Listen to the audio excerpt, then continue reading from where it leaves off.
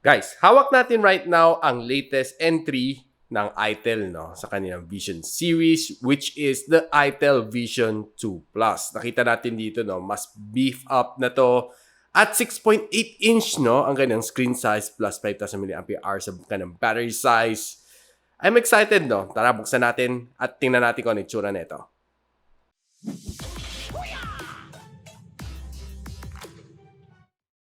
Guys, hawak natin right now is our ITEL Vision 2 Plus, which has a 6.8 display, 5,000 mAh of battery, and it's really huge. We have a 3 gigs of RAM, 64 gigs of storage.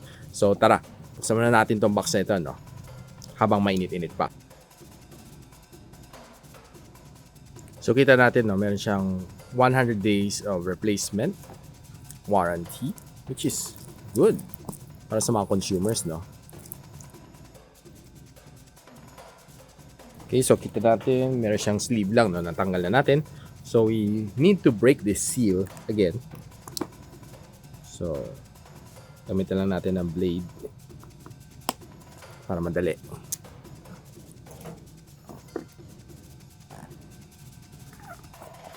Okay, so pagbukas natin, sinalubong tayo ng SIM ejector pin. Then, of course, there's something in here. Tingnan muna natin. So we have our warranty policy, a hard clear case. Okay.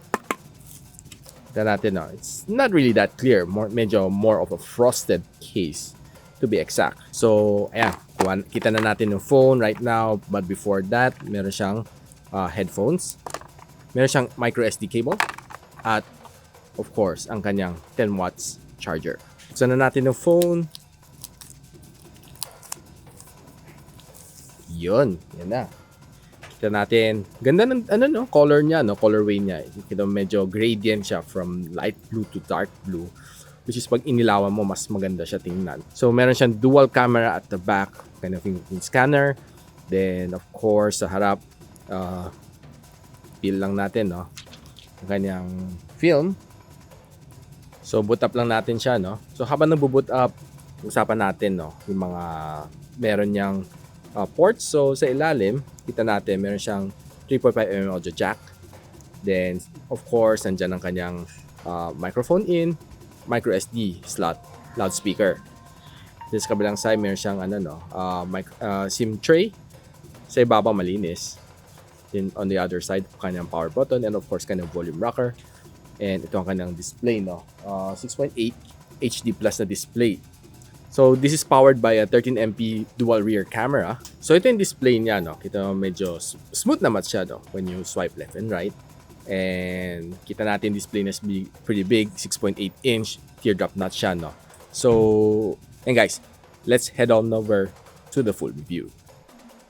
So, hi guys, ako pala si Richmond and welcome back to my channel. So, hawak natin right now is the just unboxed na ITEL Vision 2 Plus. And sabi ko kasi inyo guys, this is the latest edition nila sa kanilang Vision series from ITEL.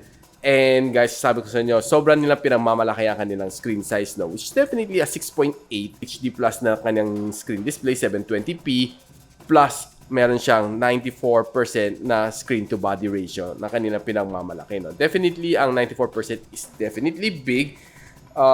Halos bezel-less lang meaning Pero nevertheless, makita natin na kanyang chin is not super duper small, pero pwede na. Mas maliit siya definitely compared sa kanyang mga competitors. Plus, ang kanyang drop dot notch is not that small either. Ang kanyang teardrop. So, tinignan naman natin ang kanyang screen, very bright naman. So, guys, watching some videos here on this phone is definitely good. Masasabi ko sa inyo, this viewing angle is pretty nice dahil malaki, malaki kanyang screen, 6.8. Then, of course, kanyang bezel is not that thick. Then, though medyo nakakasagabal nga lang talaga yung teardrop niya, na medyo may pagkamalaki. Pero yung kanyang viewing angle definitely indoors is pretty nice. Pero pagdating sa outdoors, medyo na siya, medyo hindi siya ganun ka-clear dahil siguro hindi ganun kataasan ang kanyang screen brightness.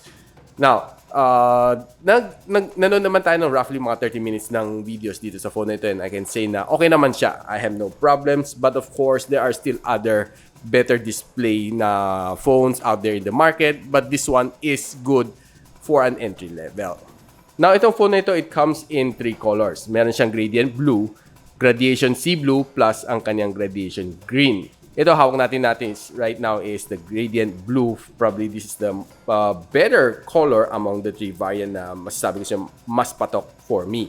Dahil kanyang light blue down to dark blue is definitely very eye-catching, no?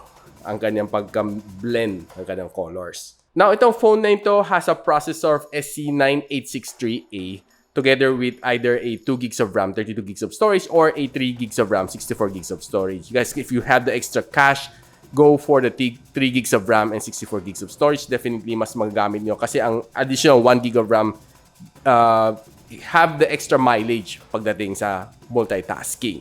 Now, tinignan naman natin ang score niya sa Antutu, 84,000 points, which of course, this is a score for the entry-level smartphones.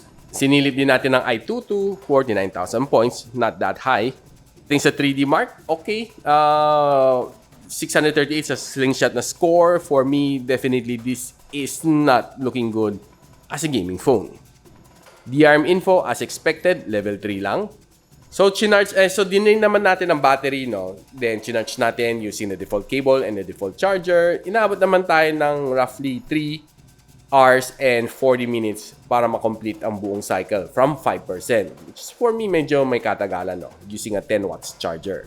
Then, sabi nga ni Itel, this phone has a 5,000 mAh of battery, which is one of their another selling point. So, inalam natin dito sa, sa kanyang battery stress test, dito sa PC Mark. Niran natin siya, no, magdamagan, and inalam natin kung ilang hours ang kaya na i-survive. Ito ang score niya, which is of course for me, masabi ko sa inyo, no guys, makunat tong phone na ito. It was able to withstand 15 hours and 3 minutes. Of course, siyempre 15 hours is a lot of time given na 5,000 mAh siya, no? And sinet naman natin sa 50% ang kanyang screen brightness habang niran ang buong test na to, no? So, yes, 15 hours is very good score para sa mga entry-level na smartphone. So, guys, hawak natin to for more than a week na, and masasabi ko sa inyo, nakapagtagal siya, no? Roughly kulang-kulang 2 days, kayang-kaya na i-survive with basic and normal usage.